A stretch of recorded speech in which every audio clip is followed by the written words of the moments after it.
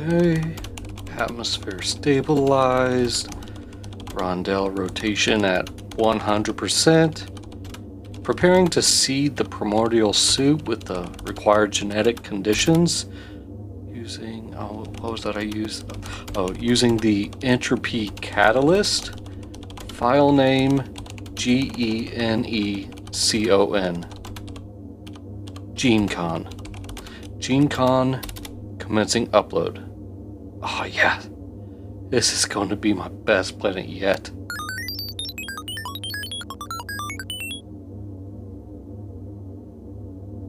Warning, upload trajectory compromised. You have bypassed the biological archives.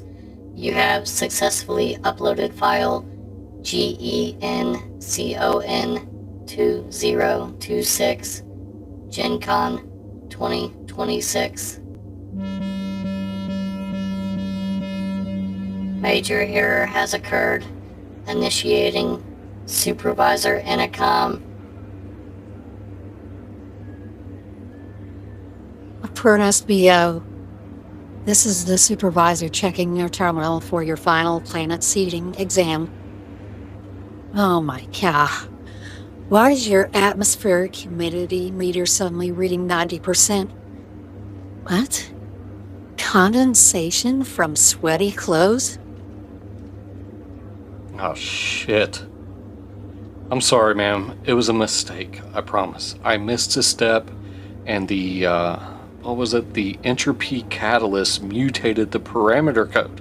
I don't know what happened. Oh my god, you absolute idiot. You've shattered the continuum into a... What? What is this?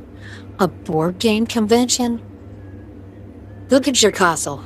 This is a mess. Come on, I need you to focus. Stop worrying about your island noodle breaks and take this seriously. Computer, calculate Apprentice BO's current mission progress. Calculating. Primordial soup mission failed. Stellar evolution objective failed. Current victory point total 0. Probability of passing the exam 0%. Ah, damn it. Wait, I can still fix it. The ecosystem, if I just use the entropy reverser to stabilize the code, I can turn this around.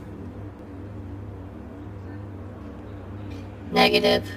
The single-celled organisms are currently stuck in a planetary temporal clash. 3 primordial factions tried to claim the exact same area at the same time. They have formed an organized 3-hour line just to control the land, to buy a deluxe edition, and refuse to resolve their differences until they get the Kickstarter promo pack. Wait, what? That doesn't even make any sense. What the hell are you talking about? The planet has been taken over by nerds, and there is no going back. They speak of a distant land called Origins of an inferior species, and plan on colonizing with their badges. Oh no, they've used all the resources within 4 days and are now planning to take over. There's a large meetup inside the exhibition hall. Your mission logs have been deemed invalid. Your planet will be washed away with a flood. You, Apprentice BO, have utterly failed your exam. Initiating academic expulsion protocol. Please gather your components and vacate the lab pod immediately. You are now going to be placed in the vacuum of space, dumbass.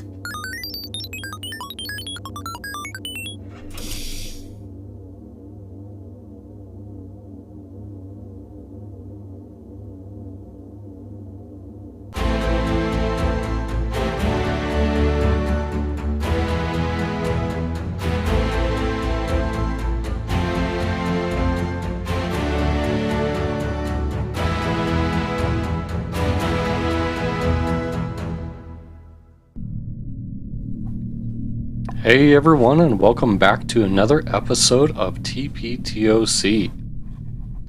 Behind every great board game, there's a mechanism, but behind every great mechanism, there's a story. This is the Periodic Table of Components, the podcast where we unpack the history, science, and secrets hidden inside your favorite tabletop games. I'm your host, Greg, and today we're setting up the table for a board game that simulates the laws of the cosmos. These facts may seem strange, but I assure you they're real.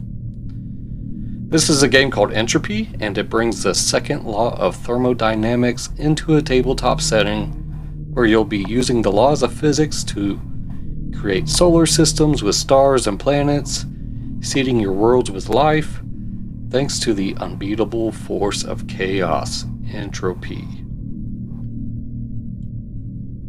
In the game Entropy, you're an apprentice scientist of the far future and are preparing to take your final exam in the study of creating the cosmos yourself. You'll be harnessing the powers of energy and injecting them into stellar bodies, increasing the disruption of order, but at the same time creating systems of equilibrium, which on a macro scale defies all logic. You'll be taking actions to birth and evolve stars, aggregate planets around that star, and eventually seed those planets with alien life.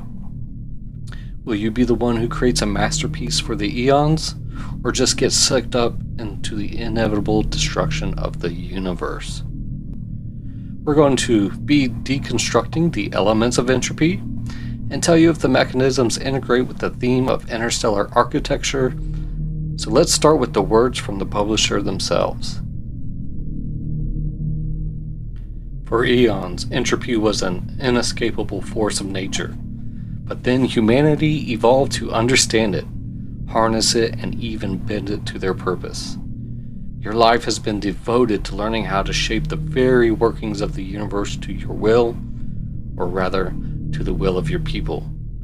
You are to become a scientist, a member of the most revered caste. Now the time has come for the final exam. You must prove you can create new solar systems, coax stars into life, shape a range of biomes, and ultimately seed planets with life. It may only be a simulation. There are limits to what you can do here.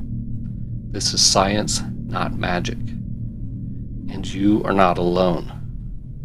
Across the complex, fellow apprentices step into their own chambers, beginning the same trial, and only one will rise to join the cast. This is your moment of truth. Entropy plays out over a variable number of rounds. Each turn you must move your scientist between 1 to 3 spaces clockwise around the main board. You must end your movement on either an inner action space on the main board or an outer action space of an action tile, and then resolve it. You will build solar systems with stars, planets, and asteroids, then fill them with life by playing cards. You may also gain various special abilities by adding biomes and upgrading your console. And the endgame is triggered when any 2 out of 6 main objectives are completed. The player with the most victory points at the end of the game is the winner. And Entropy is an action selection, combo-driven, rondel movement, and set collection game designed by Tommaso Battista, Simone Luciani, Nestor Mangoni, and published by Board and Dice in 2026. Piotr Olinsky and Zbigniew Umgultor provided their talents for the art, which brings this game to life by using futuristic sci-fi art with strange alien life forms and colorful interstellar bodies, bringing out the theme of a distant future world where humans can control the cosmos. Entropy plays 1 to 4 players, with the Board Game Geek community stating it's best at 3. The average time to play is 90 to 150 minutes, and is recommended for those 14 years and older. The average complexity weight, according to BGG, is a 3.6, which leans towards the heavier side. And common mechanisms found within this game are action selection, a rondel, set collection, and end-game objectives. There's currently no expansion content that has been released so far as I'm recording this, because this is a fairly new game, but I'm sure there will be some expansions in the future. And those are the highlights of the game in general, but there's much more ahead. Today we'll be looking at the game elements, where we set the scene for the overall gameplay and theme. Next we'll dive into the science of the namesake of the game, Entropy, a bit of history of its origins and modern theories on this law of physics as it relates to thermodynamics in general, the creation of interstellar bodies, and the seeding of life. The study of entropy has been a multi-century endeavor and is still being deconstructed today, but we have clear evidence of its impact on the world around us. Also, the designers have noted in the rulebook that the game is set in an imagined science fiction world inspired by actual astronomy, but it is not intended to be a scientific depiction of the universe. Clarity and usability were prioritized, and the designers and developers are astronomy enthusiasts, so while details were simplified, the inspiration remains genuine. With that out of the way, if you like science, its mysterious forces that it brings around us, and are interested in learning the rules of this game, then you have found the right place in the universe. We'll get into the rules of the game after the science, followed by the mechanical integration of the theme, and then we'll finish up with our rating, where we rate all of these on the thematic scale and help you decide if this is the game for you and your group to tell those next stories at the table. If this is your first time here at TPTOC, our thematic scale is the rating system where we rate the thematic integrations of gameplay on a scale of 1 to 5, 1 being the theme is completely pasted on, 2 is there are some surface level dressings of the theme, 3 has some functional harmony with the theme generally coming through, 4 is assigned to those that are deeply immersive, and 5 being a narrative masterpiece. Before we get too far, thanks for joining in today, and I hope you enjoy learning about the fascinating topic and the gameplay and mechanisms of entropy. Alright, let's get our consoles of creation and get into the elements of the game.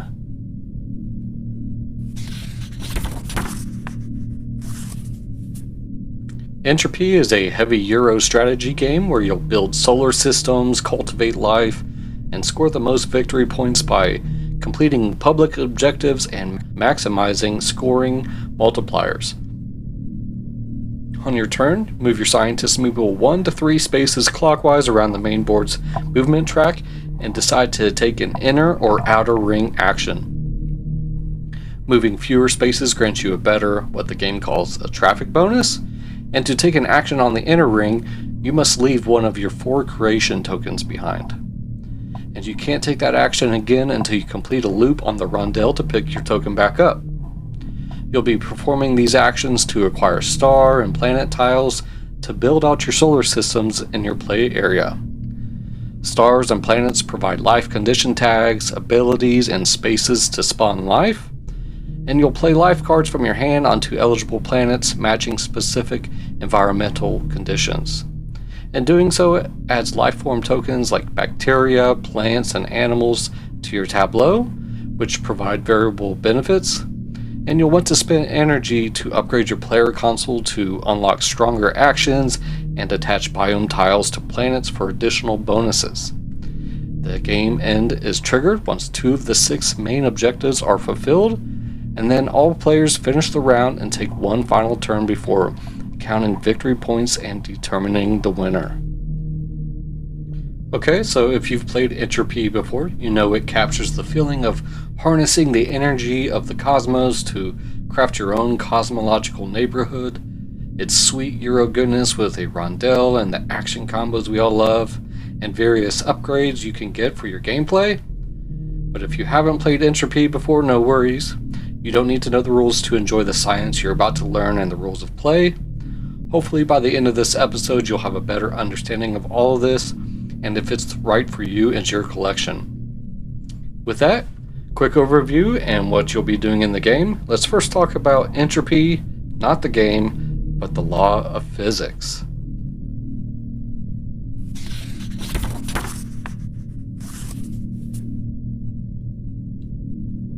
Today we're getting into a concept of how energy reacts to the world around us, and how the world reacts to this energy. This is a topic that gets even more mysterious the farther you get into the cosmos, but we're just going to do a high-level overview of entropy and the effects it has on Earth, the cosmos, and life itself. Now, this is an area of study that professionals, not podcasters, have spent their lives studying, and a 2-hour show isn't going to do it justice. But we're going to give it a whirl and get you acquainted with the physics of entropy. So let's start with the basics. In physics, entropy measures unavailable thermal energy in a system, or more famously, the degree of disorder and the randomness of microstates. Let's try to explain this with a metaphor with balls. Now think of a sphere or a ball, then you put input energy into this ball and want to measure the effects it has on the ball itself and everything around the ball. Is that energy in the ball self-contained, or is it radiating out to the outside? And where does it go if it does? Are your balls in order, or are they in chaos? That's the basic thought of entropy. Scientists like chaos and balls. And if you have small balls, then you're studying the entropy of microstates. If you have very huge balls, then you're studying the entropy of macrostates. And you must consider if the balls are in an isolated system or if they're not. But we're getting ahead of ourselves here, so let's take a step back a bit for a minute to explain the law itself. According to the second law of thermodynamics, the total entropy of an isolated system always increases over time. Things naturally decay, spread out, and fall into disorder. Now, with this law in mind, scientists use the foundation for studying how entropy affects microstates like atoms and the quantum world, but they also use it to study macrostates like humans, our planet, and even our universe, and everything in between. If you don't want to think about balls, then let's use coffee as an example here. Why does a hot cup of coffee always cool down? Why doesn't it just stay hot? Why do our components in our favorite games end up mixed together like someone just threw the box off the top of the Empire State Building? That is what entropy tries to answer. Entropy isn't just disorder, it's a measure of probability and how energy spreads out. The second law of thermodynamics tells us that heat flows from hot to cold, and total entropy in a closed system always increases, but gets real wacky in unenclosed or open systems. Spontaneous processes occur because systems naturally evolve toward macrostates with overwhelmingly higher statistic probability, which conveniently is pretty much everything we interact with on a day-to-day basis. Yes, even our calyx isn't safe from the laws of the universe, and that's why you just store your board games however the hell you want. Vertical, horizontal, or, you can even store it in the trunk of your car next to your riding lunch from 2 weeks ago. It's up to you. So, entropy explains how things do things. And you're probably thinking to yourself, thanks Greg, that's fucking helpful, it helps do things. Well, let me try to make things stranger for you here. It gets a lot weirder. Entropy also tells us how time flows, so technically that person who can't figure out their turn is just subject to the laws of entropy. Just kidding, not in this case. Make a decision and take your damn turn. Also, you can take your turn, but you can't undo it because that's breaking the laws of entropy also. If you want to study entropy, you have to have a basic understanding of heat, temperature, and work, which I know you're not doing the latter. If you have an increase in entropy, it represents the degradation of available heat energy into less usable forms. So reducing the system's capacity to perform useful mechanical work. Which brings us back to those microstates and macrostates. Microstates rely heavily on probability because of the nature of quantum mechanics, But macro states are things we can observe much more readily because we can measure temperatures, pressures, volumes, and density in a perfect world where there would be equilibrium with minimal entropy. But we don't do shared victories around here, so something must overcome. Energy is a force that must always go somewhere, and depending on the application or states determines the amount of order or disorder. That's pretty much the very basics of entropy. Let's take a minute to discuss the history of the study of this phenomenon to help us better understand the evolution of the scientific marvel that controls the world around us. Now, people first started thinking about entropy during the era of steam engines because they wanted the most work out of the machines by giving it the least amount of energy possible. And the leading thinker of this was Sadi Carnot in 1824, where he studied steam engines and demonstrated that extracting work from heat requires two reservoirs at different temperatures. The heat energy is flowing back and forth, determined by the temperature of these so-called heat sinks, and he showed that even an ideal reversible engine can't be 100% efficient because it must dump heat into a cold sink. That energy needs to go somewhere. If you want work done, you're going to need energy. And energy just doesn't come from nowhere. And energy isn't a perpetual machine without unrealistic conditions, so energy is always lost or dissipated into another system.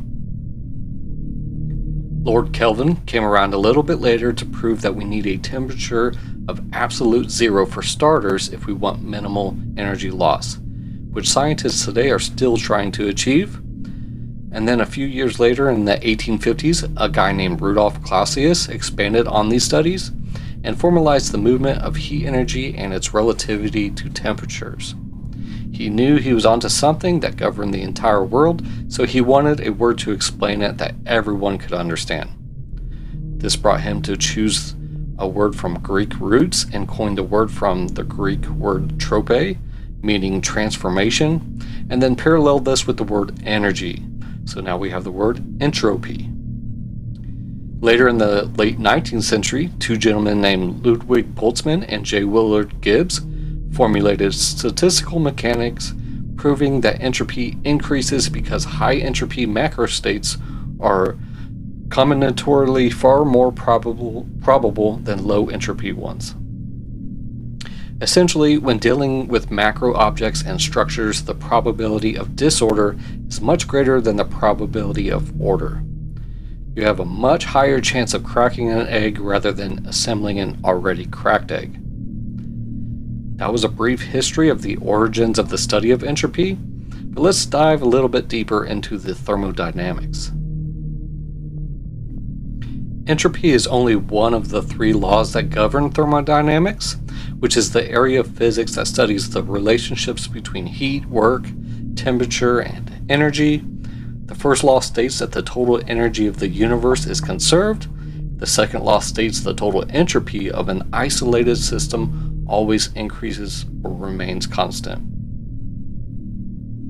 Spontaneous changes progress toward maximum entropy or thermal equilibrium. And the third law states that entropy of a perfect crystalline structure approaches zero as the absolute temperature approaches absolute zero.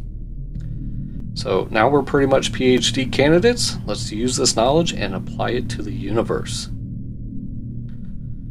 Now let's turn that ball we talked about earlier into the planet Earth. Earth gets its energy from the sun, we all know that, but if all that energy stayed here, we'd all be dead.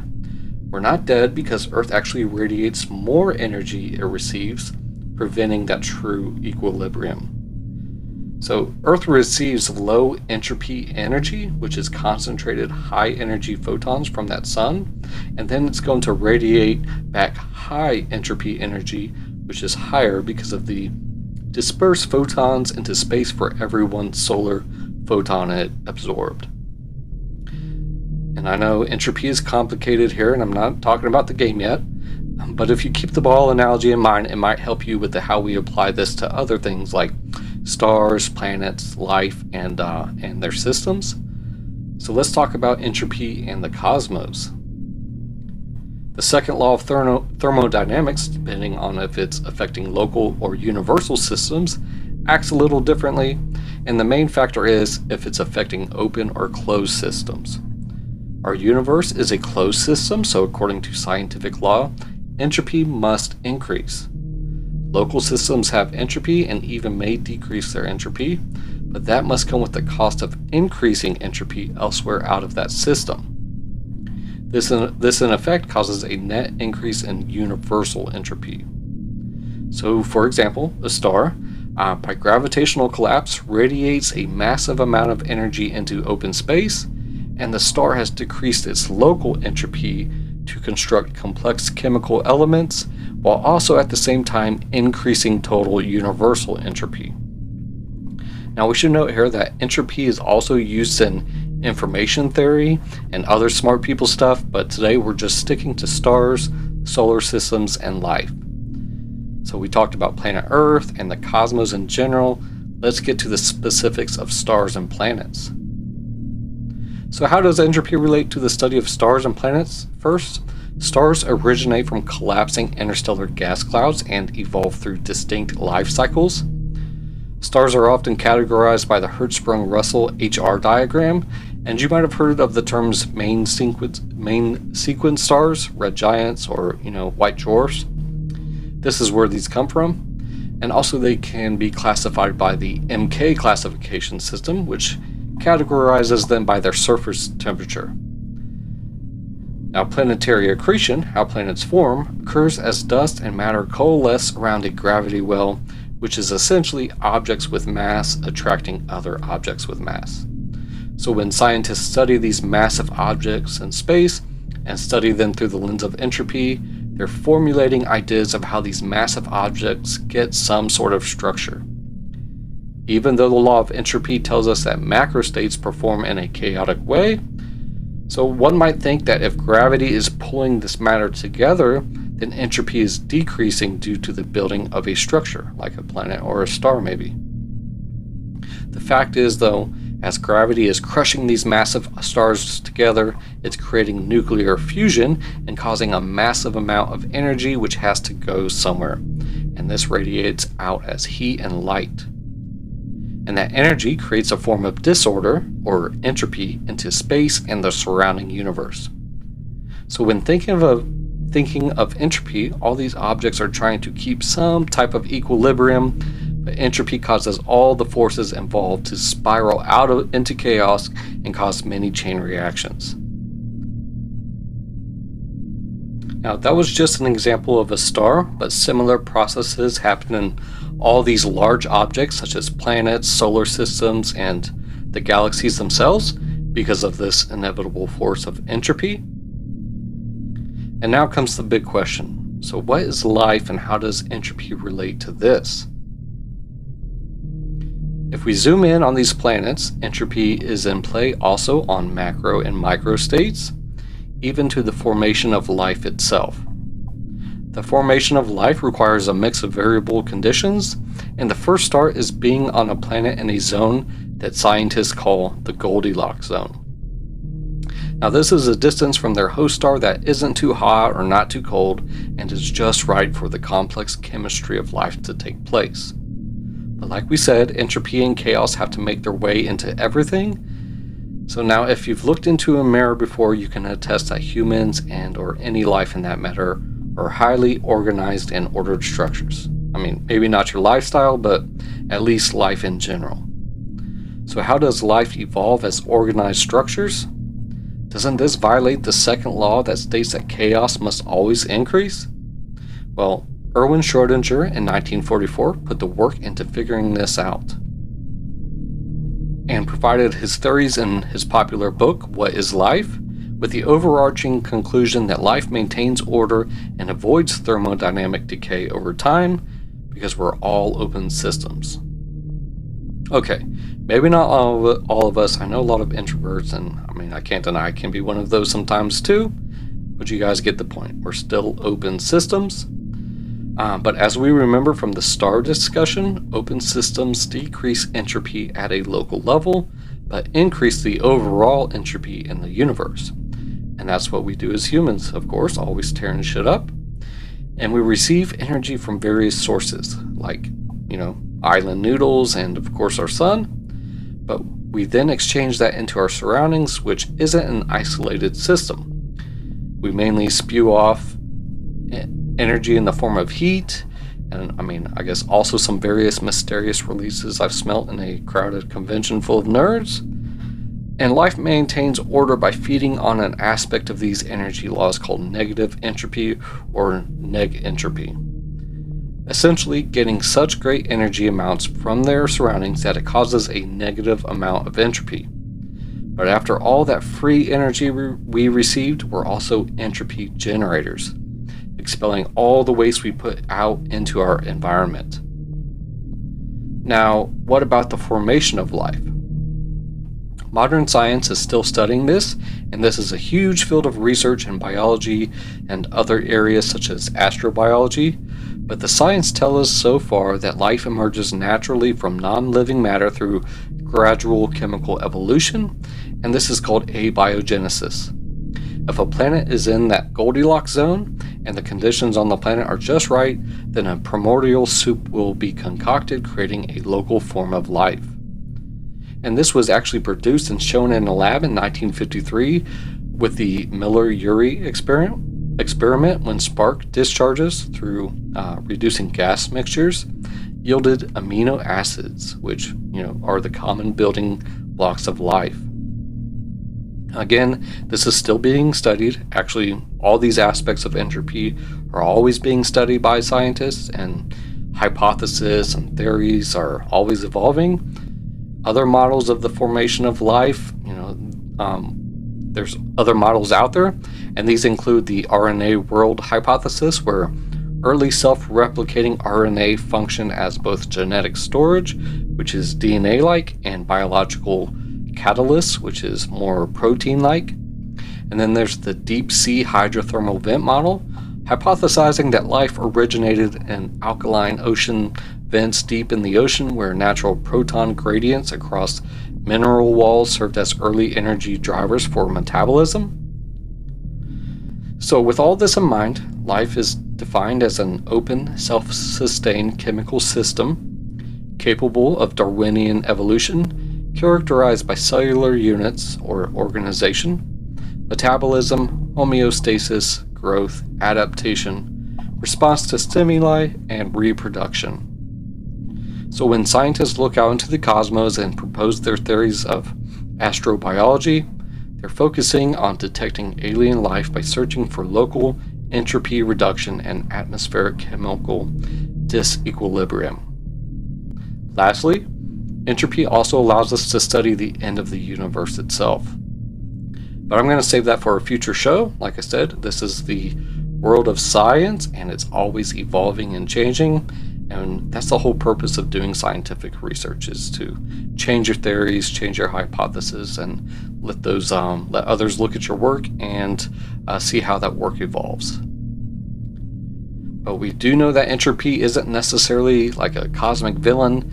It's the literal engine of change. Without entropy's gradient, the universe will slide from order to disorder. Stars wouldn't shine, planets wouldn't warm, and life could never exist in the first place. The very conditions that make the universe interesting are bound to the processes of its eventual decay. That's the science of entropy in an eggshell, and I think we can all agree that it's a heavy subject and gets quite complicated. And, rules can sometimes be complicated, but the rules to the game Entropy, they're not that bad. So let's get into how to play this board game Entropy, starting with the chemistry of the components.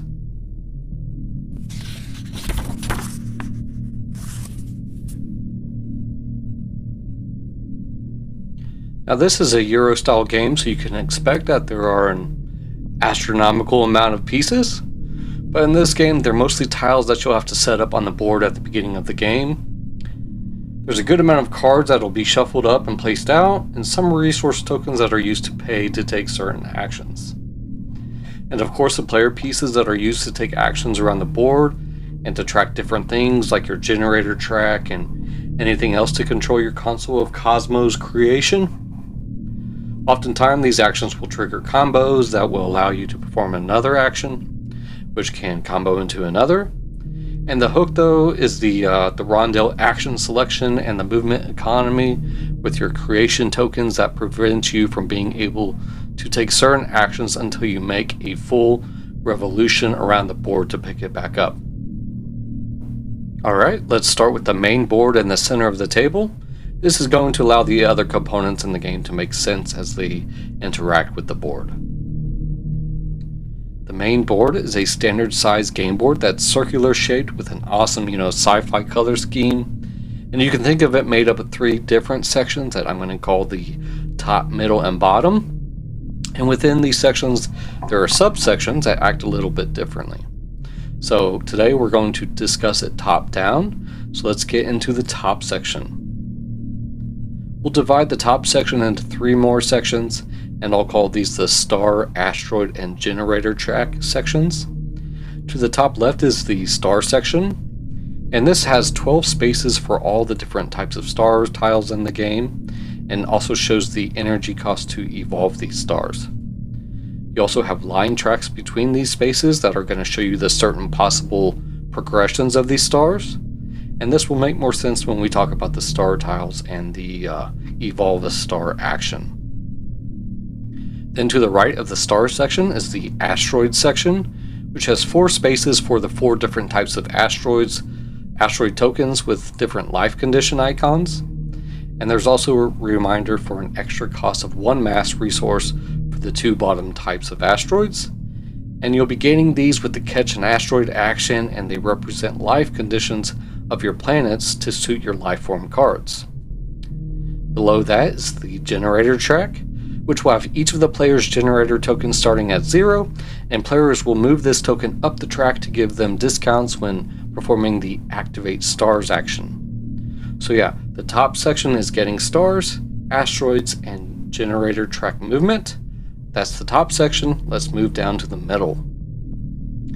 The middle section also has 3 different sections, which I'm going to call the planet tiles, biome tiles, and live card section. In the planet tiles section, there are 8 spaces to store the 4 different types of planets in the game. You'll have 2 stacks of each that are shuffled separately during setup, and you'll be gaining these with the aggregate planet action. To the right of that, the planet tiles is the biome tiles section, and you have 4 spaces to store the 2 different types of biome tiles, which are also shuffled separately and divided in half during setup. And you'll want these biomes for your planets, and they'll sit next to each planet, representing the specific type of biome you've formed for your planets. There's an action called Set Biome that lets you take these for your planets, and they give you some awesome action bonuses in the game. So you have your stars, your planets, and possibly a biome. Now you need to see those with life. Below the biome tiles are 6 spaces for the 3 different types of life cards that are separately shuffled during setup and placed here face up. The decks are also split in half, but only after players are done with their setup, and you'll have to take the life card action to get these into your hand, the take life cards action. And then the create life action to get these cards played to your tableau.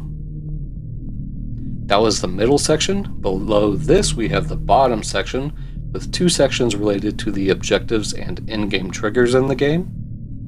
You have 3 objective tracks that have pre-printed objectives and their conditions to move up on the tracks, and you're aiming to move up these by performing certain actions in the game to multiply your in-game scoring. You also have 6 spots for lifeform objective tiles, which store tiles that match the lifeform resources, and players are racing to achieve a certain amount of lifeforms in their solar systems, and the amount of tiles used depends on player count, and the higher scoring tiles will be placed on top. Those were the 3 sections that are mostly holding different tiles and cards, but players are taking actions around the perimeter rondel to get these specific items to their player area. This brings us to the 6 action spots around the edge of the board. And those 6 action spaces around the board are actually only 3 different actions, with 2 of each equally separated apart, and these are the main actions in the game that are associated with your creation tokens, which we'll talk about these in a second. And you'll get a traffic bonus just for going here if you moved less than 3 spots when choosing your action, and you'll have to be able to place a creation token to take the action. And these main actions are evolve a star, aggregate planet, and create life. The evolve a star action is represented by a star icon with a chevron, and you can possibly get energy resources as a traffic bonus.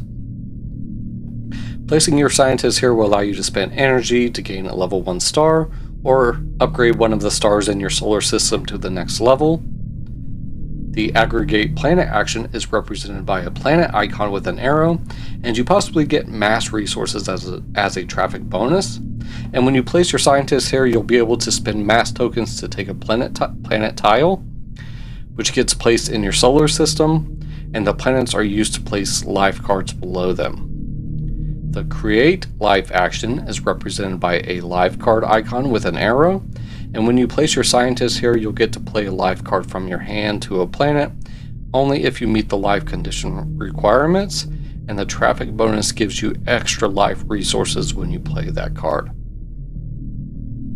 Okay, so that was the board itself, and just remember the actions are taken around the perimeter of the board on a rondel, and the tiles or cards you gain from these actions are what are actually placed towards the center of the board. There are other actions in this game, and those are taken by using action tiles that are around those pre-printed actions already on the board.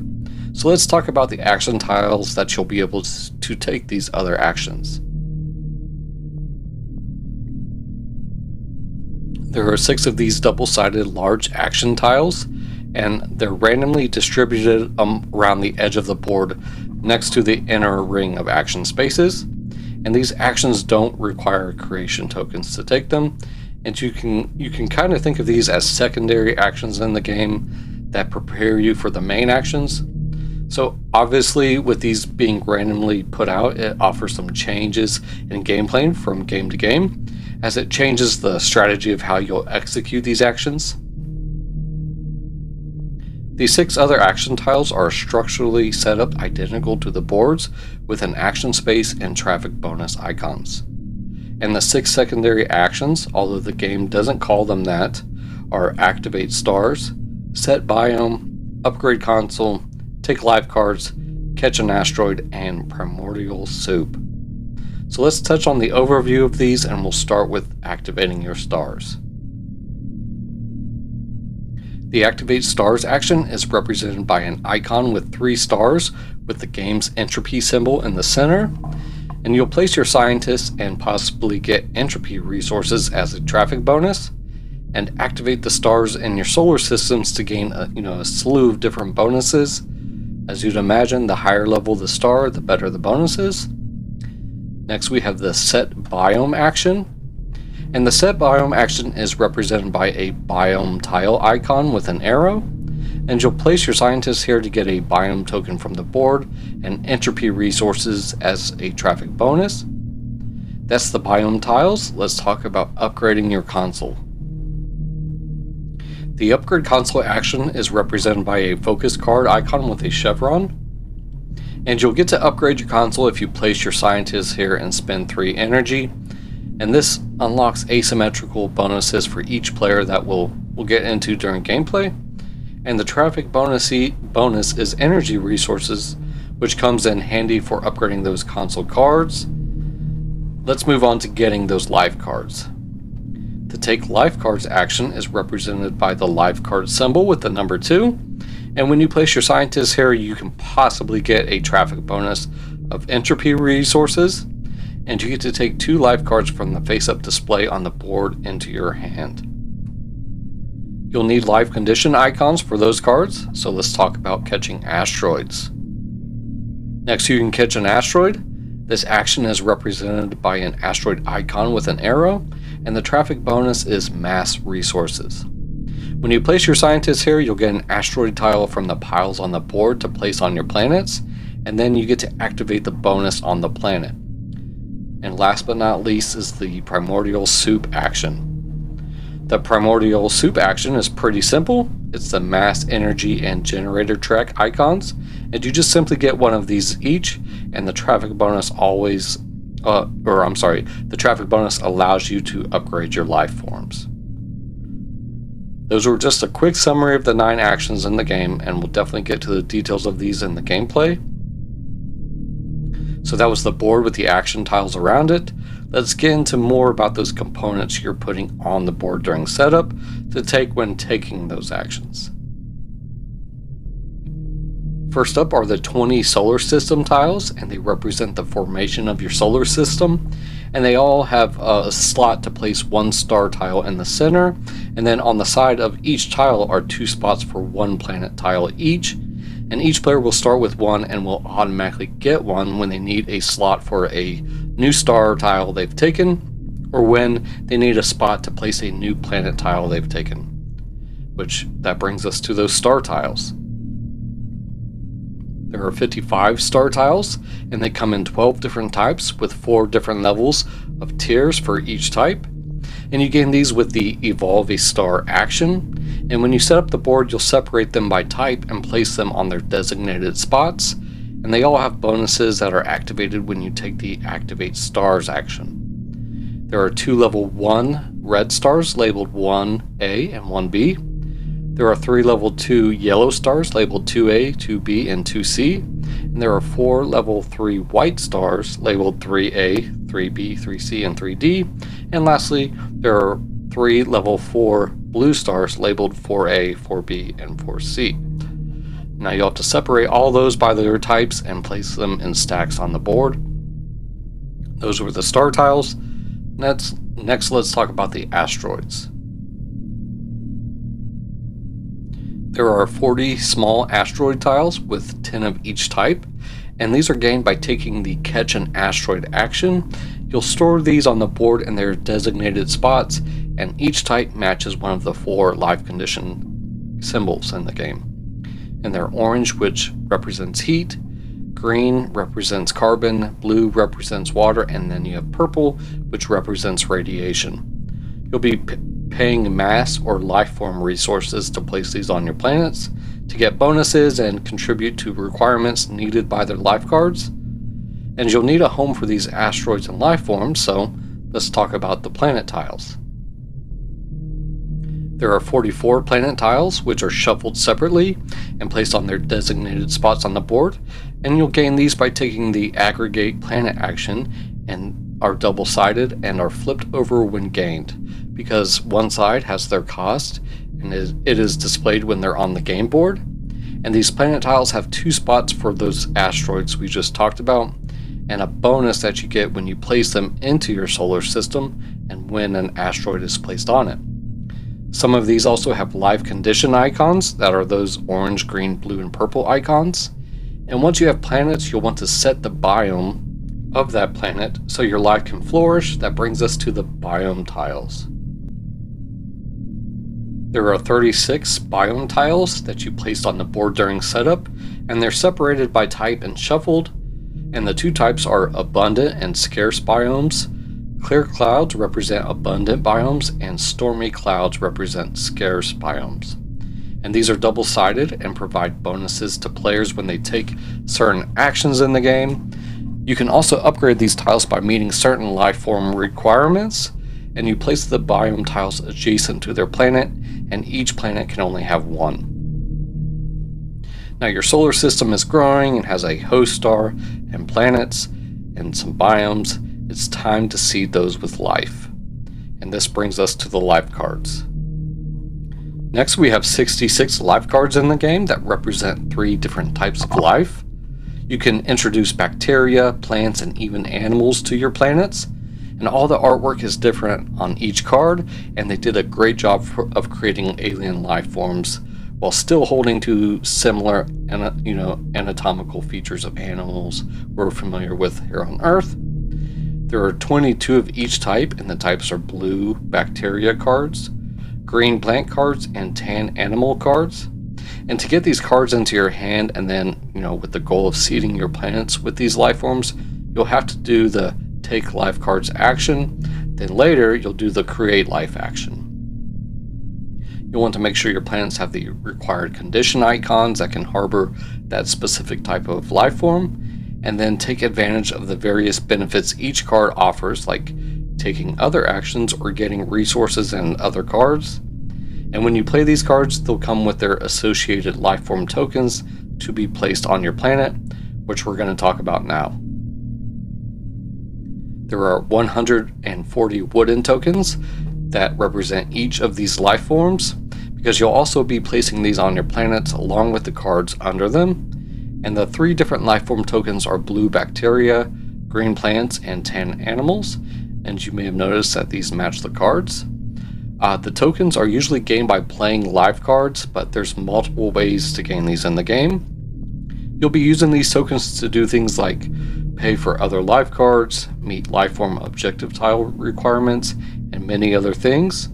There are also effects in the game that allow you to evolve these tokens, meaning turning a bacteria into a plant, or a plant into an animal, or just simply taking a bacteria token from the supply. There are 60 bacteria tokens, 50 plant tokens, and 30 animal tokens in the game. And those are the lifeform tokens. Let's talk about the resources used to take the actions. There are also 60 wooden resource tokens in the game that come in 20 of the 3 different types, and these are used to pay for certain actions in the game. The 3 different types of resources are the yellow energy tokens, the red entropy tokens, and the black mass tokens. The yellow energy tokens are in the shape of a lightning bolt and are mainly going to be used to evolve stars and upgrade your console, but of course can be used for other things in the game. The red entropy tokens are in the shape of 3 arrows pointing out from a center and are mainly going to be used to activate your stars or triggering benefits from scarce biomes.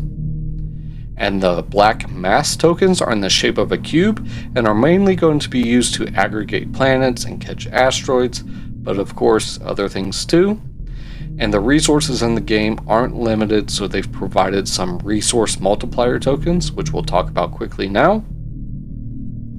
The 48 lifeform and resource times 5 tokens are just placed in a common supply and are used if the main supply of tokens runs out. Next, we have 70 victory point tokens that are used to track points that player gains during the game, and just placed in a common supply during setup. And there are 41 victory point tokens, 25 victory point tokens, and 10 victory point tokens. Next, we have 15 lifeform objective tiles that are going to be placed in the bottom section of the board during setup. And you'll want to separate these by the 3 different types that match the lifeforms in the game. And you'll stack these in a manner which has the higher victory points on top, and the amount of tiles used depends on player count. Each lifeform has a 20-point tile that, when taken, acts as one of the triggers for the end game. And now we're starting to get into the components that the players are going to start with. So first up on that list are the mission cards. There are 12 mission cards in the game, which each player will get dealt 2 of them during setup, with the goal of completing one of them during the game to get nice bonuses, and only one of them can be completed, so just discard the other one when you trigger it. And we'll talk more about these when we talk about the last step of your turn in the game. Next, we have 6 starting star tiles, which each player will be dealt 1 randomly during setup and will act as their starting star, which comes with a solar system tile. And the starting star you receive will dictate where on the action rondel your scientist will start at, and it will give each player asymmetric starting resources and cards. Then we have 8 starting planet tiles, which each player will get dealt 1 randomly during setup. And these will slot into your solar system tile and will also give you some starting resources and a pre-printed bonus that occurs when you place an asteroid. Next, we have 12 focus cards in the game that come in 4 sets of 3, and they're labeled A, B, C, and D. And each player is just going to get a set of these randomly during setup and place them below their player console. And these cards give each player asymmetric abilities in the game that are associated with the 3 creation tokens, and can be upgraded for better benefits by paying 3 energy.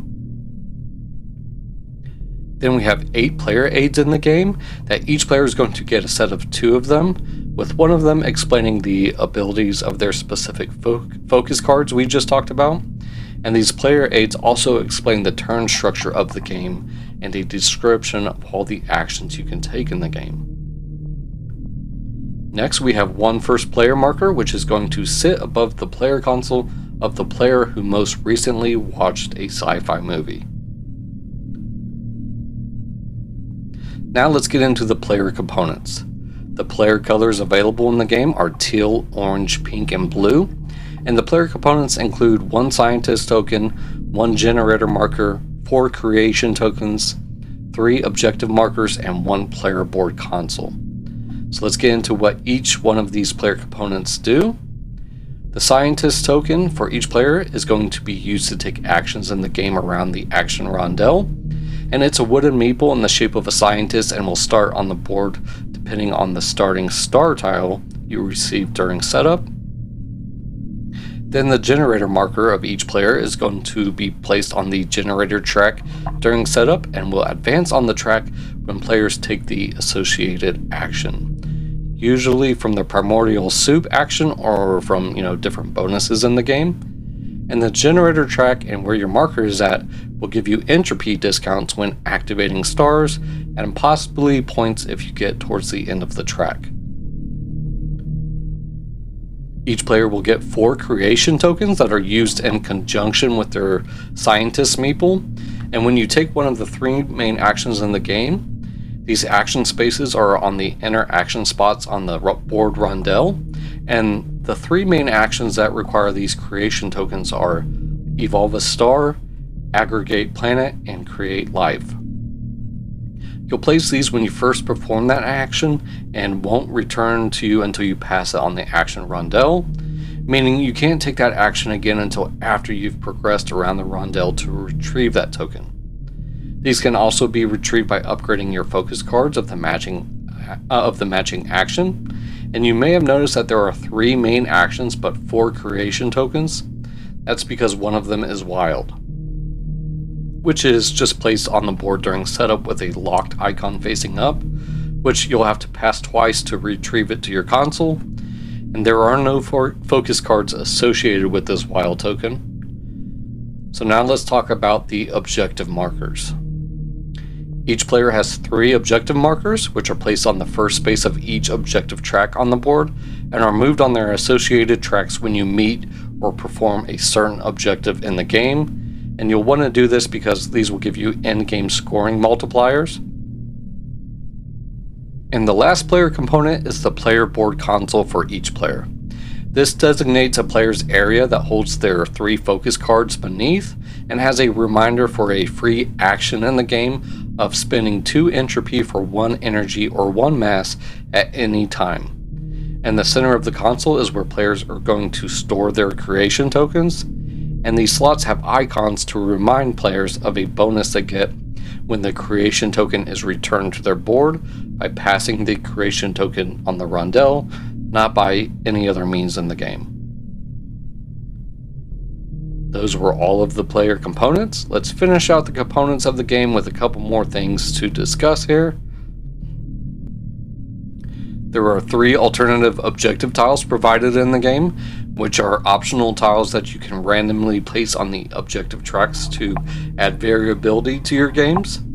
And there's a score pad used to calculate your score at the end of the game, which is going to be the points you've earned, the lifeform objective tiles you've earned, the 3 objective tracks on the board, and the leftover resources you have in your supply. And there are some solo components in the game, which allows players to play the game with a ghost opponent, and these include 12 challenge cards, 1 solo tile, and 19 progress cards. Okay, so those were the components for the game. We talked about the circular board and the different stacks of tiles and cards you'll be placing on it.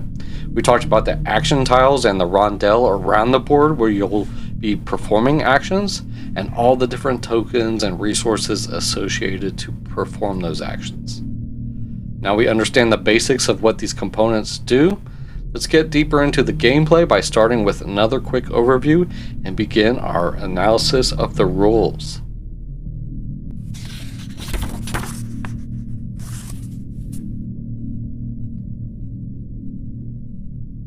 In Entropy, players build solar systems with stars, planets, and asteroids, then fill them with life by playing cards.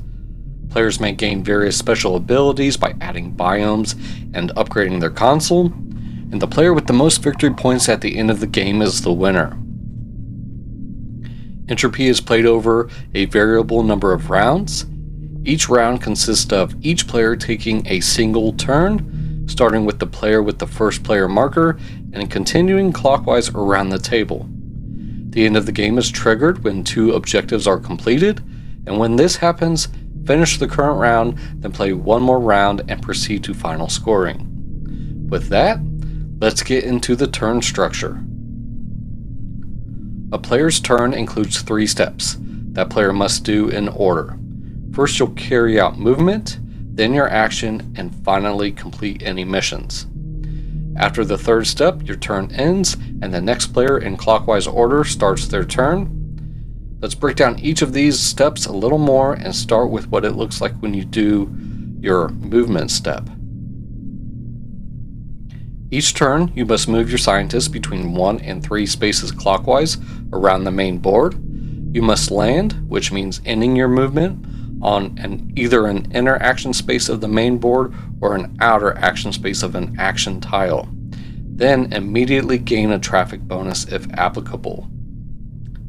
Some outer action spaces will have a yellow symbol, depending on setup for player count, and the outer action tiles with a yellow symbol, which may be showing depending on your player count in the game, like we just said, are treated as merged with the adjacent inner circle spaces for the purpose of determining the presence of another player's scientist. This is going to reduce the amount of traffic bonus benefits depending on the player count. Ending your movement on one of the inner circle actions, which we'll view as the 3 main actions of the game, act a little bit differently, so let's talk about those real quick. To land on an action space in the inner circle, you must place your matching creation token or a wild creation token there, which there's a space to the left of the action space for this token, and you may not use a creation token that's lying down or already on the main board, which will make sense in a second, and you can't land on an action space in the inner circle if you're unable to place the required creation token. As you move around the rondel, you'll be picking these back up to be able to take those inner actions again. Just a refresher on those inner actions, those are the Evolve a Star, Aggregate Planet, and the Create Life actions, which this segues into what exactly happens when you pass one of those creation tokens. During movement, if your scientist passes over 1 or more of your creation tokens, you must retrieve them. That includes retrieving your creation token in front of the action space you land on, placing them lying down on the corresponding spaces of your console to remind you you can't use that same token this turn, and for each creation token retrieved this way, you may immediately activate one of your stars or gain 1 entropy. There's a reminder on your board on the spot you place the token, and creation tokens retrieved with an effect that lets you retrieve it don't provide activation of a star nor entropy. At the end of your turn, the lying creation tokens that you retrieve become available again. And then if you pass your wild creation token with its locked side up, instead of retrieving it, just flip it to its unlocked side, which you'll then have to pass again to retrieve it. And from now on, it acts as any other creation token except triggering focus cards. Also, when you're moving your scientists around the rondel, you can get bonuses depending on how far you moved your scientist, and these are called traffic bonuses. After landing on an action space, first resolve the traffic bonus. The traffic bonuses provide resources or other positive effects we'll describe in the section with that specific action, and if you land on an action space already occupied by at least 1 scientist, either the same space or one connected by a yellow symbol, you're going to add 1 to the distance moved for the purpose of resolving that traffic bonus. With lower player counts, you'll have more expensive traffic bonuses, and then with more players, you're going to have less expensive traffic bonuses. So if you moved by 3 spaces and landed on a space with another player scientist, you must additionally spend 1 entropy. That's the traffic bonuses, and just a quick note, there's a golden rule in the game, and that rule is that all rewards in the game are optional, and you may always choose to forfeit any part of any reward without compensation. Okay, so that's what it looks like to take your movement step. Move your scientists up to 3 spaces on the rondel, retrieve or place your creation tokens if you need to, and then gain your traffic bonus if you get one, and then take the associated action. And you may even be able to fit in a biome tile bonus here before you carry out your action if you have one that matches the action icon. So let's get into these actions, which are the main focus of the game. So again, after you move and get the traffic bonus and or biome tile bonus, resolve the action shown on the action space you landed on. You can land on an action space you don't plan on taking just to gain the traffic bonuses, except the create life action, which will make sense when we discuss that. However, if it's an inner circle action, you must still place a matching creation token or your wild creation token. Many of the action effects in the game require you to affect the indicated component, which is represented by a location or local icon. And if an effect doesn't have a location or local icon, it may affect any components in your area. Essentially, what this means is if there's a location icon, then that must be placed in the location the effect was triggered. And if there's not a location icon, then you can interact with anywhere in your tableau. Usually this depends when you place where you're going to place your life form resources. And during your actions, you may also resolve a free action any number of times.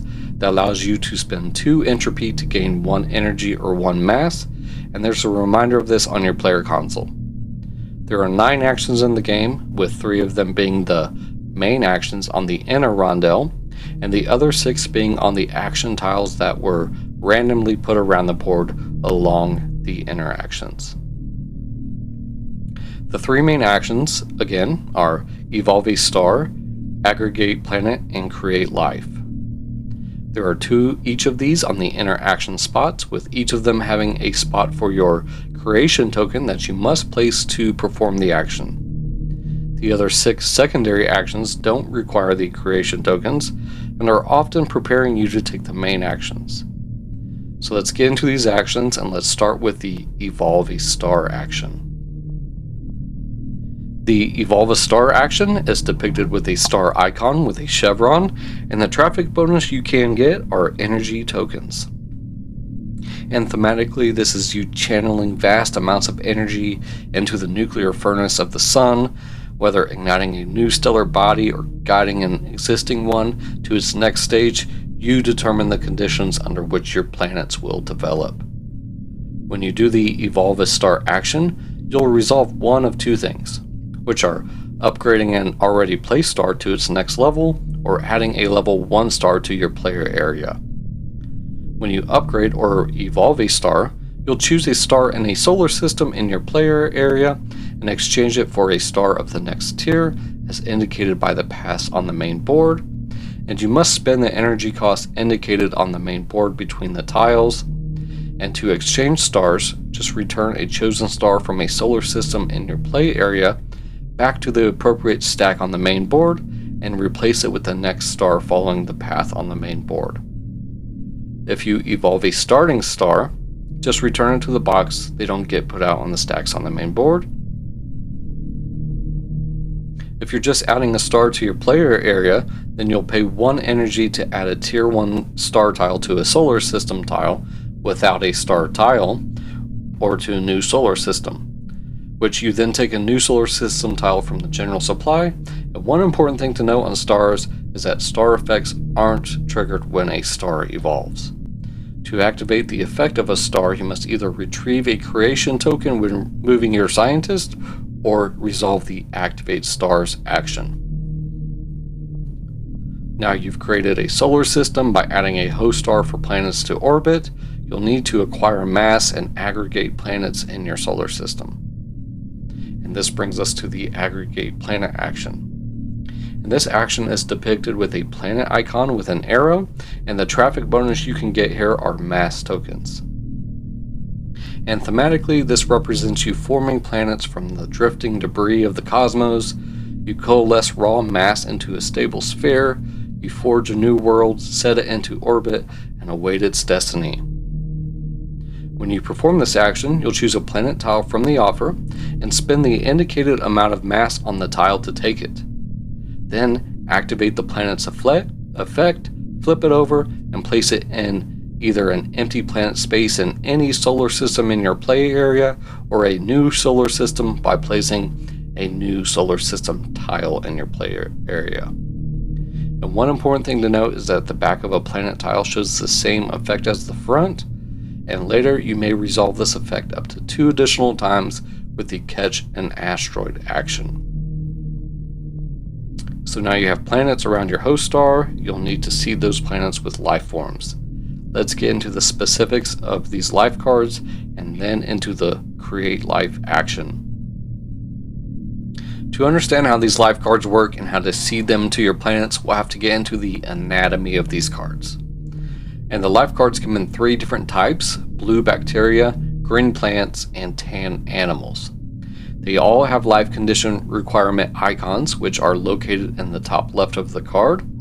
And we'll talk about the specifics of these in a moment, but you can think of them as the type of planet they'll require to thrive and live. You may also have to meet certain life form requirements, which are different from life conditions, and these life form requirements are icons of the life form resources, like bacteria, plants, and animals, and are below the life condition requirements. These icons can either be outlined in green or red, and green means you have to just have that life form present, and the red number means you must remove or aka spend them. Then below that, you may have life forms you gain. These are toward the bottom left, and you'll have a number and life form symbol that is a bonus you get when creating this life. Then you'll place these life form resources from the supply on that planet since it has a location icon. Then you have an effect on the bottom of the card, and each of these cards have variable effects and bonuses you'll get when creating this life. You trigger this as soon as you play the card, and in the center of the card is the picture of an associated life form type, which, like I said before, are very alien-like and intriguing. And then you have a card number in the bottom right for the ability to reference the explanation of the effect in the back of the rulebook. Let's go back to those icons in the top left that are the life condition icons, so you understand how they thematically tie in and how they work. There are 4 types of life condition icons in the game. They're heat, carbon, water, and radiation. Heat is the orange icon and thematically represents the source of energy that drives metabolism and chemical reactions. Then you have the carbon icon, which is green. This thematically represents the foundation for complex molecules and the essential building material for life's structures and functions. Then we have the blue water icon, and this thematically represents the universal solvent, allowing molecules to move, interact, and combine into increasingly complex forms. And lastly, we have radiation, which is the purple icon, and thematically represents the force that shapes extreme environments, pushing matter to adapt and evolve. It can be a catalyst for change and diversity. Okay, so now we know how a life card is made up and the requirements you'll need to play them. Let's talk about what happens when you take the create life action, which is playing these cards. The create life action is the last of the 3 main actions and is depicted with a life card icon with an arrow, and the traffic bonus, unlike all the others, doesn't come into effect until after you've played the life card, which is getting additional life to your planets after you play the card. This action is thematically the spark that ignites the chain of evolution. From the simplest of cellular structures to the most complex organisms, you weave a delicate tapestry of existence. When taking this action, play a life card from your hand to a planet in your play area. To play a life card, the chosen planet, including asteroids on it and the star and its solar system, must collectively meet all the life condition requirements indicated by their icons and the local symbol. Some cards also require specific lifeform tokens on the chosen planet and may require you to remove them from the planet. Each time you play a life card, you may discard one other life card from your hand to reduce the requirements of the played life card. Choose one of the icons from the discarded card to count toward one of the requirements of the played card, and the discarded life card is just returned to the bottom of the leftmost corresponding deck. Then, after you've placed the card below its planet, you resolve some additional benefits in any order, and these benefits are: you'll add the indicated lifeform tokens to the chosen planet tile, which you'll place them next to it, indicated by that local symbol. And then you resolve the effect from the bottom of the played life card, which animal cards often have 2 rewards, and both of them are multiplied by their condition. Finally, you'll flip and place the life card next to the chosen planet. And one important rule to note is that each planet is limited to 3 life cards, and you can't play a life card to a planet that already has 3 cards next to it. Each planet can have a maximum of 5 lifeform tokens of each type, and again, the traffic bonus on the create life action adjusts the number of lifeforms gained from the played card. So now you have a solar system with a star, planets, and have seeded them with life. Let's talk about the secondary actions that interact with the cosmic tableau you've created and give you even more benefits. And remember, you don't need creation tokens to take these secondary actions. The first one is going to be the Activate Stars action. The Activate Stars action is depicted with an icon that has 3 stars with the Entropy symbol, and you'll get Entropy tokens as a traffic bonus when you land here. And thematically, this action is you harnessing the fundamental chaos of the universe to trigger stellar phenomena. By spending entropy, you command your stars to release their potential and shape the cosmos around them. You'll choose any number of stars in your play area and resolve their effect one by one by spending the indicated amount of entropy. Each star may only be activated once when doing this, and your marker on the generator track provides an entropy discount to a number of activated stars, depending on its position on the track. The discount applies only if you resolve it from the Activate Stars action space, though. That's activating your stars. Let's talk about adding biomes to your planets with the Set Biome action. But first, we'll need to talk about the anatomy of the biome tiles. The biome tiles are large rectangular double-sided tiles that are taken from the board and placed adjacent to a planet in one of your solar systems, and they're upgradable. And in the top left is the biome type, which can either be abundant or scarce, and some other effects in the game require a specific biome to trigger them. In the bottom left of the tile, there's the trigger icon, which displays what action space on which you have to land in order to receive the reward. You'll want these to enhance your actions as you move your scientist around the rondel. And then to the right of the action trigger icon is the reward symbol, which is what you get at the end of the movement step.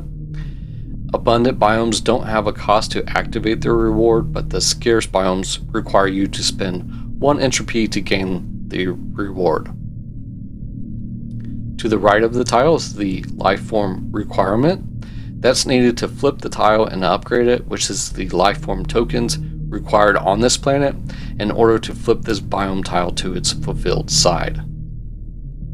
And to the left of the lifeform requirement, there's an icon that details how the reward is improved on the other side before you upgrade it. Okay, so now that's how the biome tiles are set up. Let's get into what happens when you take the set biome action. The set biome action is depicted with a biome tile icon with an arrow, and the traffic bonus you get is entropy resources. This action thematically represents you refining the environmental parameters of your worlds. By establishing specific biomes, you create the ecological niches necessary for your creations to thrive and adapt. When you take this action, you'll take one biome tile from the offer and place it next to a planet in your play area. It will stay there for the remainder of the game, and each planet may only have one biome tile. Biomes provide ongoing abilities that are triggered by specific action spaces, and you can improve this ability by fulfilling the requirements of the biome. When you collect the life forms indicated by the assigned biome on the planet, indicated by the local symbol, you may flip the biome to the fulfilled side as a free action. There are some effects in the game that allow you to upgrade your biome tiles for free, and this is indicated by the biome tile icon with a chevron rather than an arrow. So now you've created biomes on your planets for your life forms to thrive and have made awesome combos when performing the associated actions. You can even increase those combos further by upgrading your console that controls your universe. And this brings us to talking about the upgrade console action. The upgrade console action is depicted with the focus card icon with a chevron and then a creation token icon with an arrow. The traffic bonus you get are energy tokens, and thematically this represents you as a scientist being only as powerful as your instruments. By diverting energy to recalibrate your console, you access higher tier functions that bend the laws of the simulation to your advantage. When you take this action, you'll spend 3 energy to upgrade one of your 3 focus cards assigned to the creation tokens, and the wild token doesn't have a card, so it can't be upgraded, and other focus cards don't affect it in any way. So choose a card assigned to the token and rotate or flip it so it shows the next tier effect, and next, if possible, retrieve the corresponding creation token from the main board. It doesn't activate a star or provide entropy like when you retrieve them from passing them naturally. And all focus card effects are described in detail on the player aids. And the focus cards have 3 tiers like we just said, with tier 0 having no effect. Tier 1 has an effect triggered when the corresponding creation token is used to resolve the action, and the tier 2 effects have a similar but more powerful effect. And there's a reminder of the effects for upper tiers that are printed on the bottom part of each focus card. That was upgrading your console. Let's talk about a fairly simple action that lets you get life cards to your hand. This is the Take Life Cards action, and this is depicted with a life card icon with the number 2, and you get Entropy as a traffic bonus. And thematically, this is you searching the archives of genetic potential for new possibilities. You'll select the specimens best suited to populate your planets, and when you perform this action, take 2 life cards from the offer, and there's no hand limit for life cards. Those life cards are going to need the conditions for them to live on the planet, so you'll have to throw asteroids to stir up the life conditions on the planet. So let's talk about the Catch an Asteroid action. The Catch an Asteroid action is depicted with an asteroid icon with an arrow, and moving your scientists here gets you mass as a traffic bonus, and thematically you're guiding a wandering cosmic shard on a collision course with your planet, though the impact comes at a cost. The cataclysm brings new materials and sparks immediate change. When you take this action, choose an available asteroid tile, place it on an empty space of a planet in your play area, and pay the indicated costs, which can either be 1 lifeform token from this planet or 2 mass. And if you choose either a water or a radiation asteroid, you must additionally spend 1 extra mass.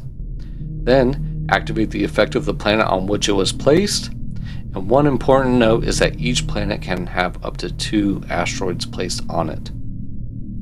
And remember, these asteroids are going to have the lifeform condition icons you need to be able to play life cards to your planets.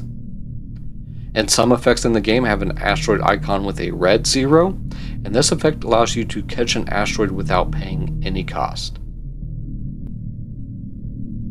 Now we're coming up to the last of the actions, and this is another simple one, and it's the primordial soup action. The primordial soup action icon has 3 icons, and are 1 mass icon, 1 energy icon, and 1 generator track movement icon.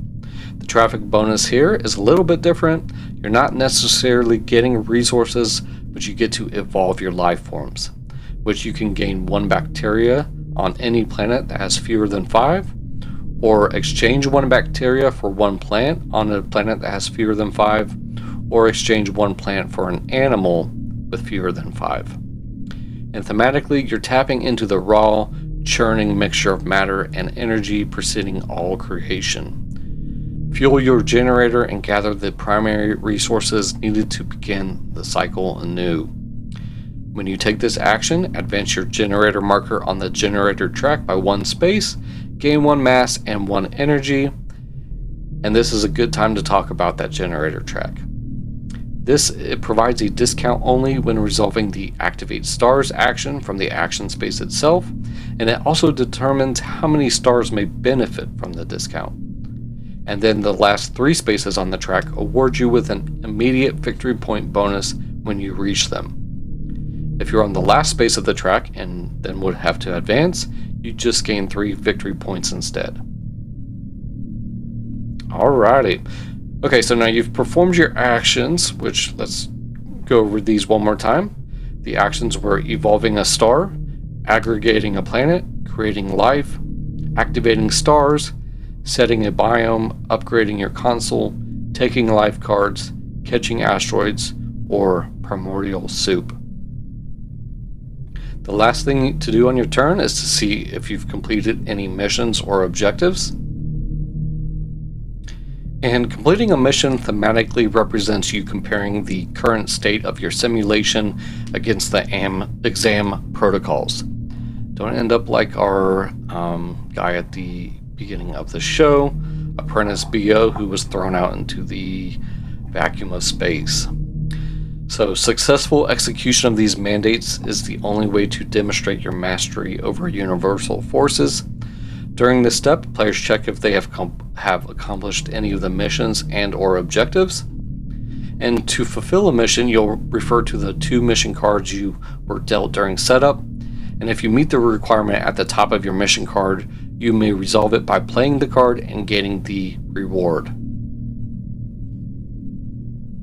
When you resolve a mission, you must discard both mission cards from your hand, and all missions are described in the appendix of the rulebook. You'll also have to check if you met any of the main objective conditions. If you have, you must advance your marker on the corresponding objective track by 1 space for each condition met, and the rightmost or final space can only be occupied by 1 player, and reaching the final space completes the objective and brings the game towards its end. All main objectives are described in the appendix also. Another objective to check is the lifeform objectives, and you'll check if you have met the condition for the small and or big lifeform objectives. If you have, claim the top corresponding objective tile. You may only claim 1 small lifeform objective of each type, and when you claim the big lifeform objective tile, it also brings the game towards its end. And lastly, you'll stand all your creation tokens that are lying down. This is to prevent you from using the same token on 1 turn because of the possible combos in the game. And then you move on to the next player in clockwise order. Everyone will take their turns with those 3 steps of movement, actions, and mission until the end of the game is triggered. So let's talk about what happens then. When any 2 of the objectives are completed, the end of the game is triggered. It may be any combination of a player marker reaching the rightmost space of the main objective track and or claiming 1 of the big lifeform objective tiles. And when these are met, players finish the current round, then play one additional round and proceed to final scoring. Let's find out how we determine the lead scientist who has passed their cosmological exam the best. Your simulation ends. The echoes of the world you shaped settle into the archive. Only the candidate whose creation shows the greatest harmony and power will earn a place in the cast. All players will sum up their victory points from the VP from their VP tokens gained during the game, any victory points from claimed lifeform objective tiles, their main objective victory points based on progress and fulfilled conditions, and 1 VP for every 4 remaining life cards, entropy, mass, and energy in any combination, and the player with the most VP wins the game. And in case of a tie, tied players are going to share the victory in this game. Alright, so now you know how to play the game Entropy. You've harnessed the energies of the universe and have created bustling biomes in your solar systems. You've orbited the rondel of the main board and have created alien-like life forms. If you find those combos that allow you to take a cascading amount of actions on your turn, you've truly harnessed the chaos of Entropy. Once you've figured out the puzzle of balancing traffic bonuses with powerful actions, you'll be on the way to master this game. Let's talk about those mechanisms we found in the gameplay and see if they give you the feeling of being an apprentice scientist who's taken their final exam of creating the cosmos.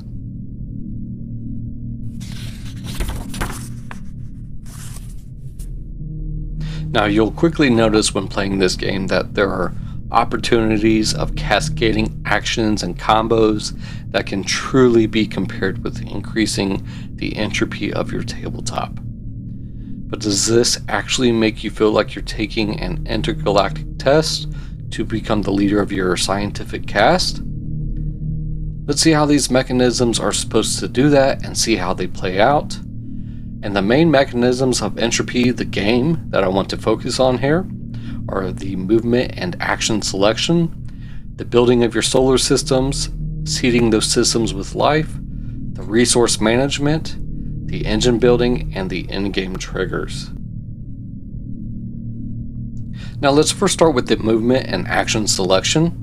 So the mechanism is the players are moving their scientists 1 to 3 spaces clockwise around the action rondel of the main board, and the thematic tie-in, to me, represents the continuous orbital movements of actual planetary systems and the cyclical stellar motions found in space.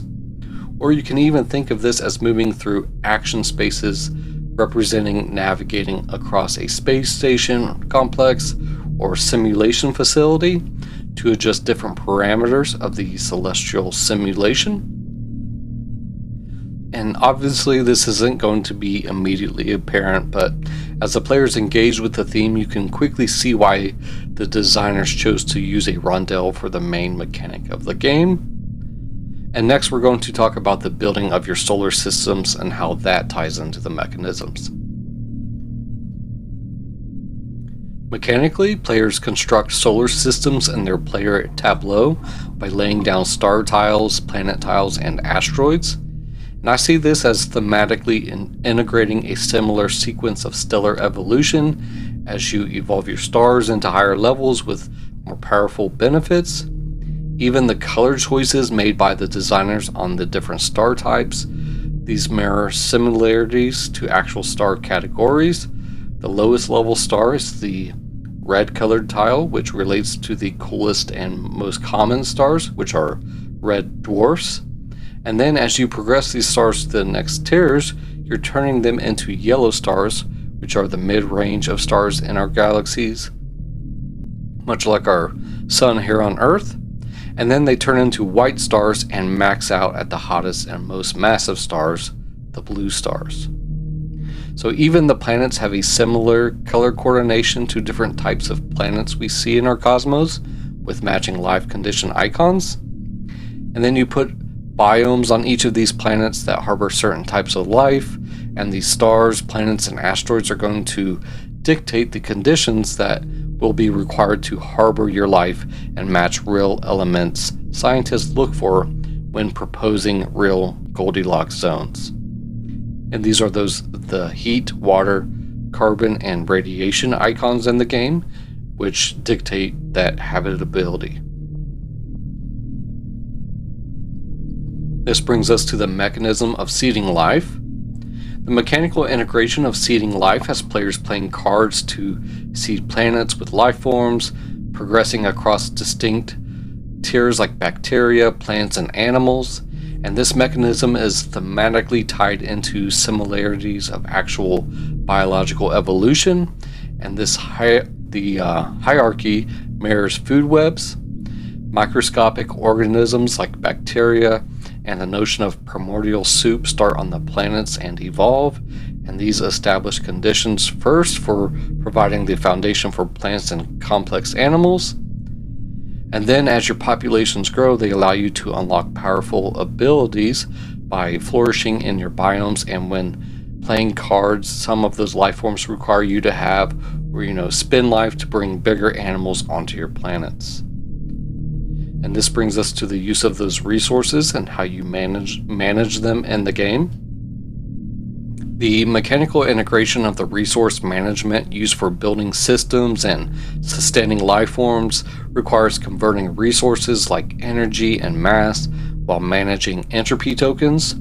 You can think of this thematically as it directly reflects Erwin Schrödinger's concept of negative entropy in open biological systems. Living organisms maintain internal order by consuming high-grade energy and mass to locally resist universal decay and entropy. And yes, even exchanging those resources into others is thematic in this game.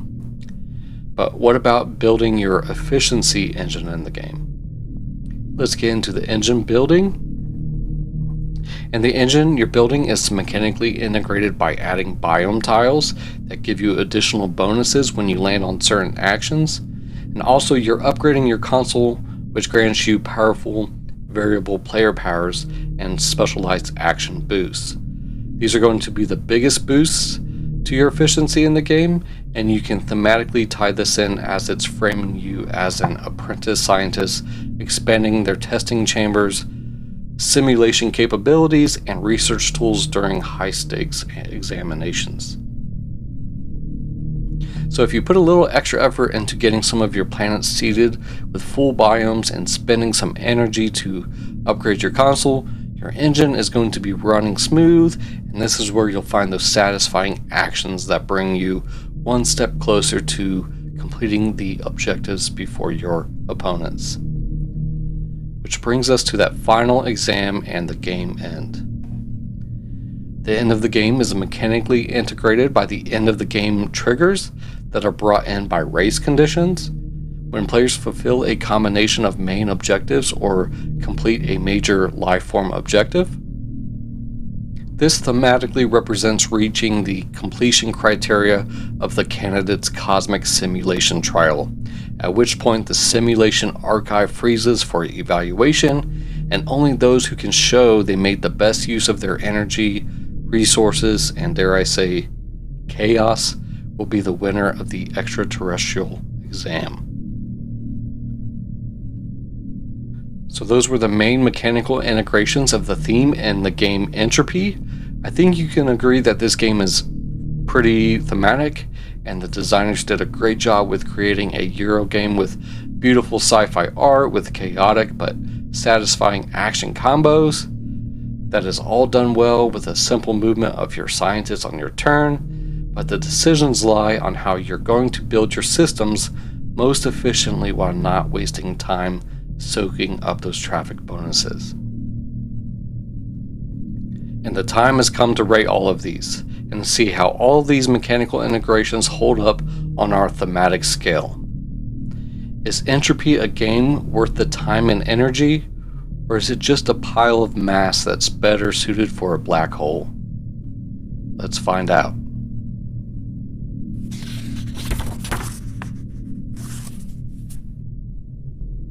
Every episode, we wrap up by placing our game on the thematic scale.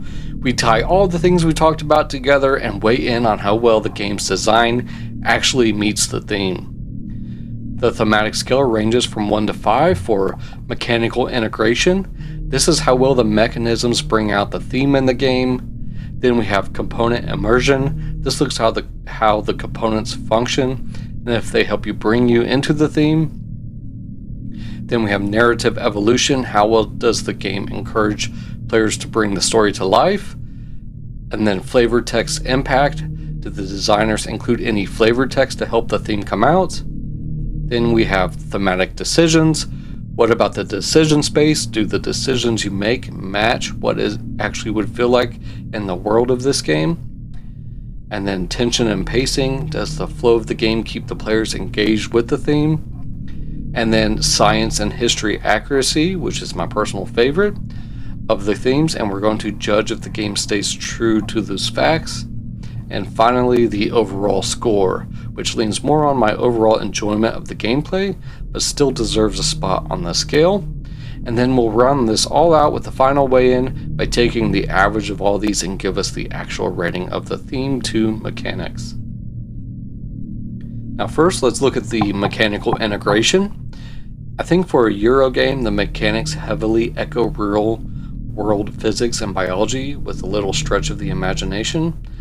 The designers have chosen a rondel with orbital mechanics and multi-tiered life forms representing evolution and energy conversion relating to the laws of thermodynamics that creates a pretty strong thematic to mechanical link in my opinion. With all that said, the mechanical integration of Entropy is a 4 for me for how well they did with relating the different resources to what your solar system needs, like paying mass to be able to build planets. So the mechanical integration is looking pretty good, but how do those pieces actually feel moving around the board, and do they make you feel like you're creating systems for your final exam? This brings us to the component immersion. The components in this game that helps bring out the theme for me are mostly the star and planet tiles and the lifeform cards you're seating them with. The star tile categories match or are very similar to the actual stellar classifications, and the planets carry color coordinated biomes and custom console upgrades directly ground the physical components in the sci-fi universe. So then you have the physical movement of your scientists in a orbital rondel. So the component immersion, which often intertwines with the mechanical integration, is coming in at a 3 for me. And this game brings the feeling of creating solar systems and life within them. I think any player is going to be able to see that when playing the game. But I wouldn't say that the components are super immersive. Okay, but are you building a story as you move these pieces around and around in the game? Next is the narrative evolution, and the mechanisms and the components are doing a pretty good job of bringing a story to life. I think players can use this to their advantage, and I think the narrative evolution is pretty strong in this game. You can obviously see that players are starting out as apprentice scientists, but as they get experience growing their systems, they become much more experienced and efficient with their actions. So whether this be an internal story to the players sharing their thoughts around the table, I think a narrative could be built easily with the help from the art and the decision space in the game. So I'm going to come in at a 3 for narrative evolution. But is there any flavor text in this game helping the players build a story? This brings me to the flavor text impact. And the flavor text is going to be a 2 for me for the art in general on the components, but there's really no text per se. The alien life forms on the cards and the sci-fi look of the theme in general does a great job in bringing out the feeling of creating solar systems and being in space. And there's not much to say other than noticing the fantastic art and color schemes. But yeah, this is a 2 for flavor text impact. You're going to have to take some leaps for these life cards really to come to life. And on the subject of space, let's talk about the decision space. How are the thematic decisions in this game? Do they bring you into the theme of Entropy? So with the thematic decision integration, the main decisions you're going to be making in this game are the order in which you're going to get your solar systems built and how to take advantage of your biomes and focus card upgrades to create those fantastic combos. You also have to think about balancing the different habitability requirements before you can seed the planets with life. So those decisions of how you want to construct your systems are fairly thematic for a Euro game for sure. And then there are the decisions on how fast you're going to move around the action tiles compared to the other players in the game. Or, do you speed over your pairs but miss out on the traffic bonuses? The thematic decision integration is coming in at a 3 for me. And this very much feels like you're in a simulation making the decisions on how to pass the exam of stellar creation. But when you're sitting around the table and waiting on the other players to get done with their turns so you can play again, is that keeping you in the theme? Let's talk about the tension and pacing. With the tension and pacing, I'm going to talk about the downtime between turns and the evolution of those cascading effects that only get bigger as the gameplay carries out. There's some definite downtime in between players' turns, especially in the late stages of the game as players are getting a lot of combos. So this does bring players out of the game a little bit. A lot of the tension and pacing also comes from the rise of the objectives, especially during the late game when you can see the end of the universe in sight, and players are getting closer to those objective tracks and you're trying to finish your goals before the end of the game is triggered. And there's not much player interaction in the game other than the choices made when taking actions, as sometimes players will be in your way to take the action you want, but are preventing you from getting the traffic bonuses. You won't find yourself being stuck though, not being able to take an optimal move very often, so that's not too bad there. With that said though, I think this deserves a 3 for the tension and pacing. You have a fairly smooth Euro game and a fun theme, so I think players are definitely going to enjoy this regardless of the downtime. So we looked at the playtime and that tension, but how does the game do in keeping true to the actual science we discussed today? How does the science of the game Entropy actually hold up to the laws of thermodynamics we discussed earlier? I think the mechanism in this game that we talked about and how they integrate actual concepts of astrobiology criteria, different stellar categories, and some of the principles of thermodynamics set it up to be surprisingly accurate for a board game, let alone a Euro one. Every aspect of this game I think was thought out with the science in mind. For all these mechanical integrations of the theme, like the rondel with the orbital mechanics, and the different life forms representing evolution, and the energy conversion for representing the laws of thermodynamics, I'm coming in at a 4 for the science accuracy. The production is definitely cool, and the mechanisms are smooth, the components are nice, but do I actually enjoy playing this game and its theme? Alright, lastly, let's take a look at the gameplay in general. I've been a long-time science and history enthusiast, so in other words, a damn nerd here, but I think I would have been intrigued by this game regardless if I was familiar with the subject of entropy and space itself, because the box cover is, absolutely amazing with its art and color scheme. I think anyone who ever walks by this game, either on a shelf or set up on the table, is definitely going to want to ask questions. I've definitely enjoyed my very limited amounts of plays of this game, and definitely can't wait to explore it more. With that said, I'm coming in at a 4 for the gameplay, and I can easily see this becoming one of my favorite games, but only time will tell for sure. I will say my current number 1 game is Barrage, which shares the same designer, so I'm sure this will be around for quite a while. So Entropy is definitely looking like it passed the TPTOC exam today, so it's now time to put all this on the scale and see where it lands. All things considered, this weighs in at a 3.25 on our Thematic scale, It's a beautiful Euro with a nice twist on the action rondel, where you have to plan and time your actions with the creation tokens. You get to play awesome life forms on your planets and take satisfying turns with combos. And yeah, this is a good one, y'all. Alright, there are my ratings for Entropy on the Thematic scale and how I feel about the game. I'm definitely interested to hear your thoughts on your experiences with this game, if you have played it, and where you stand on the Thematic scale.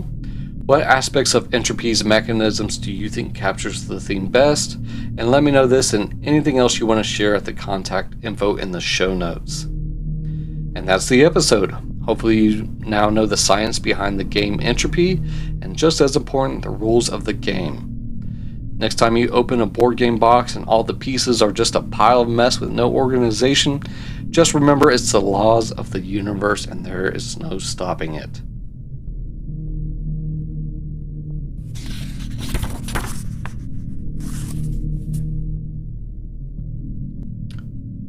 That's going to be it for today on the periodic table of components.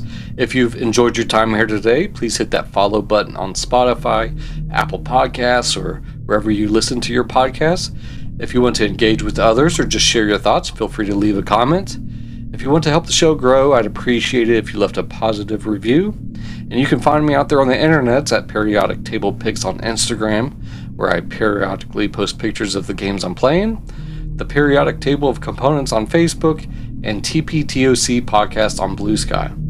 Feel free to engage with me on BGG and join our guild 4671, and you can find further information regarding this episode and the podcast in the show notes. I'll be back periodically with more history and science of your favorite board games. Until then, keep rolling, keep learning, and keep building stories around the table. I've been your host, Greg. Catch you next time.